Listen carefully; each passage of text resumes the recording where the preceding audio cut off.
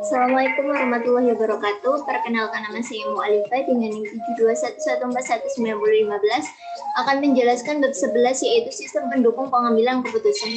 Yang pertama, ada apa yang disebut dengan pembuatan keputusan. SIM sebenarnya adalah sistem yang memberikan informasi untuk digunakan dalam pembuatan keputusan guna menyelesaikan masalah bagi para penggunanya.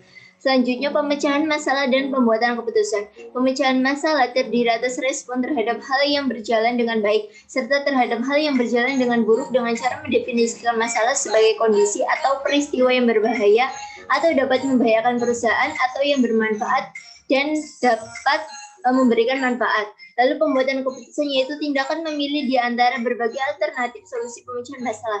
Lalu keputusan didefinisikan sebagai tindakan pilihan dan seringkali perlu untuk mengambil banyak keputusan dalam proses pemecahan satu masalah saja. Lalu fase pemecahan masalah. Menurut Herbert Simon, seorang orang memecahkan masalah terlibat dalam aktivitas intelijen, aktivitas perancangan, dan aktivitas pemilihan serta aktivitas pengkajian. Lalu kerangka pemikiran pemecahan masalah.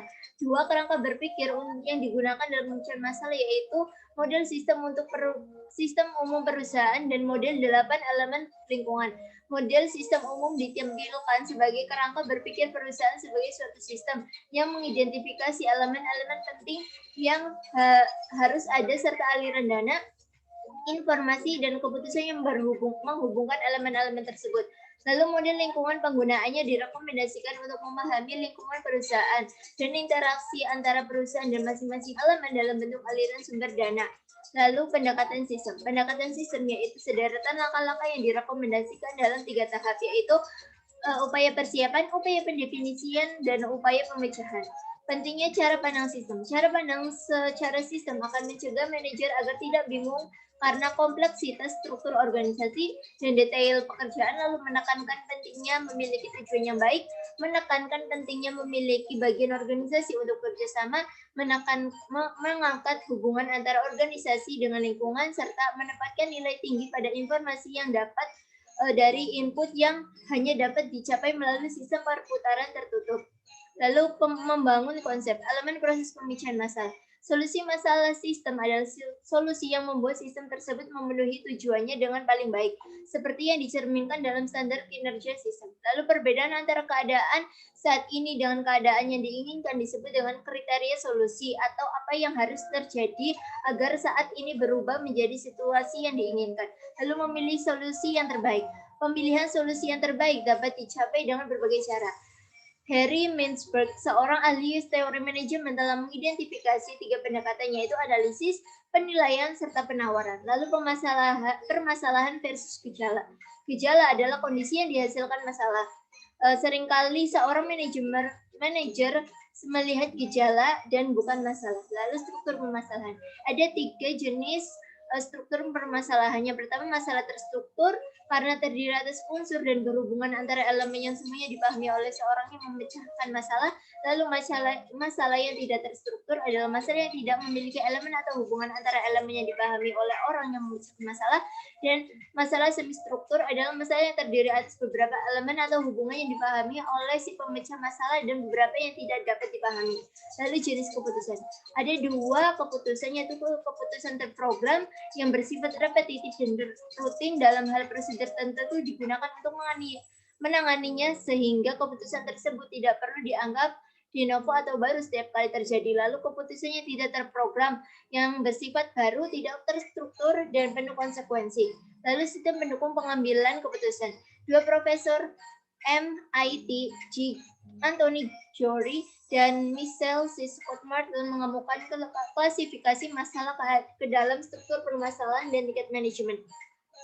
Mereka menggunakan istilah-istilah yang dibuat oleh Robert dan Anthony yang menyebutkan tingkat yang paling atas yaitu perencanaan strategis, tingkat tengah yaitu pengendalian manajemen, dan tingkat paling rendah yaitu pengendalian operasional. Lalu model DSS. Model DSS menghasilkan laporan khusus dan berkala serta output dari model matematika. Laporan khusus ini berisikan respon terhadap peminatan ke basis data. Setelah DSS diterapkan dengan baik, kemampuan yang memungkinkan para pemecah masalah untuk bekerja sama dalam kelompok ditambahkan ke dalam model tersebut. Lalu pemodelan matematika. Model adalah abstraksi dari sesuatu. Model mewakili sesuatu objek atau aktivitas yang disebut entitas. Manajemen menggunakan model untuk mewakili permasalahan yang harus diselesaikan. Objek atau aktivitas yang menyebabkan masalah disebut dengan entitas. Lalu jenis model. Ada 4 jenis model. Yang pertama ada model fisik, model naratif, model grafis, dan model matematis. Lalu penggunaan model. 4 jenis model tadi memberikan pemahaman dan memfasilitasi komunikasi. Selain itu, model matematis memiliki kemampuan prediktif, yaitu memberikan pengertian, memfasilitasi komunikasi, dan memprediksi masa depan. Lalu ada kelas model matematis. Model matematis dapat diklasifikasikan ke dalam 3 dimensi. Yang pertama, model statis atau dinamis, model probabilitas atau deterministik, dan model optimasi atau suboptimasi. Lalu simulasi. Tindakan menggunakan model disebut dengan simulasi. Yang perlu diperhatikan dalam simulasi adalah skenario yang digunakan untuk mengabarkan kondisi yang mempengaruhi simulasi dan variabel keputusan, yaitu nilai yang dimasukkan manajer untuk mengukur dampak pada entitas. Lalu ada teknik simulasi. Model ini menghasilkan solusi yang terbaik menggunakan skenario tertentu dan variabel-variabel keputusan. Namun penting juga menjalankan model suboptimasi berulang kali guna mencari kombinasi variabel keputusan yang menghasilkan hasil yang memuaskan. Lalu format output simulasi melibatkan berbagai elemen skenario dan variabel keputusan pada layar atau halaman yang sama seperti output merupakan praktik yang baik. Dengan demikian akan jelas input yang mana yang akan dihasilkan. Lalu contoh pemodelan. Para eksekutif dapat menyimulasikan dampak dari harga pokok, harga produk, jumlah investasi pabrik yang dibutuhkan untuk menyediakan kapasitas untuk memproduksi produk, lalu jumlah yang akan diinvestasikan ke dalam aktivitas pemasaran seperti iklan dan penjualan langsung, serta jumlah yang akan diinvestasikan dalam penelitian dan pengembangan. Lalu ada kelebihan dan kelemahan pemodelan. Kelebihannya itu proses pemodelan dapat menjadi pengalaman belajar. Kecepatan proses simulasi memungkinkan sejumlah besar alternatif dapat dipertimbangkan. Model memberikan kemampuan prediksi yang tidak dapat diberikan oleh metode penyedia informasi lain, serta model tidak semahal upaya uji coba. Lalu ada kelemahannya itu kesulitan untuk membuat model sistem bisnis akan menghasilkan model yang tidak mencakup semua pengaruh terhadap entitas, serta kemampuan matematis tingkat tinggi dibutuhkan untuk merancang model yang lebih kompleks.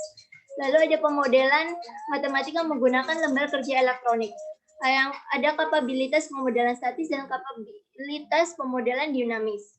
Lalu kecerdasan buatan. Kecerdasan buatan adalah aktivitas penyediaan mesin seperti komputer dengan kemampuan untuk menampilkan perilaku yang akan dianggap sama cerdasnya dengan jika kemampuan tersebut ditampilkan oleh manusia. Lalu secara bibit pertama kali disebar hanya 2 tahun setelah General Electric menerapkan komputer yang pertama kali digunakan untuk penggunaan bisnis. Tahun itu adalah tahun 1956. Dan istilah kecerdasan buatan pertama kali dibuat oleh John Charty sebagai tema suatu konferensi yang dilaksanakan di Dartmouth College. Lalu wilayah AI diterapkan di dunia bisnis dalam bentuk sistem pakar, jaringan saraf tiruan, algoritma genetik, dan agen cerdas. Lalu konfigurasi pakar sistem. Sistem pakar terdiri atas 4 bagian utama, yaitu yang pertama antarmuka pengguna, basis pengetahuan, mesin antarmuka, dan mesin pengembangan. Lalu sistem pendukung pengambilan keputusan kelompok. Konsep GDSS merupakan sistem berbasis komputer yang membantu sekelompok orang melakukan tugas atau mencapai tujuan yang sama dan memberikan antarmuka untuk digunakan bersama. Lalu bagaimana DSS membantu pemecahan masalah? Asumsi yang mendasari DSS sendiri adalah komunikasi yang lebih baik memungkinkan dibuatnya keputusan yang lebih baik. Komunikasi yang lebih baik dicapai dengan menjaga agar diskusi kelompok tetap terfokus pada masalah yang dibicarakan, sehingga waktu itu tidak terbuang sia-sia. Lalu letak lingkungan GDSS. Ada 4 lokasi GDSS berdasarkan ukuran kelompok dan di mana lokasi para anggota, yaitu pertama ada ruang keputusan, jaringan keputusan wilayah lokal, sesi legislatif, dan konferensi yang dimediasi komputer. Terima kasih penjelasan mengenai bab 11. Wassalamualaikum warahmatullahi wabarakatuh. Sampai jumpa.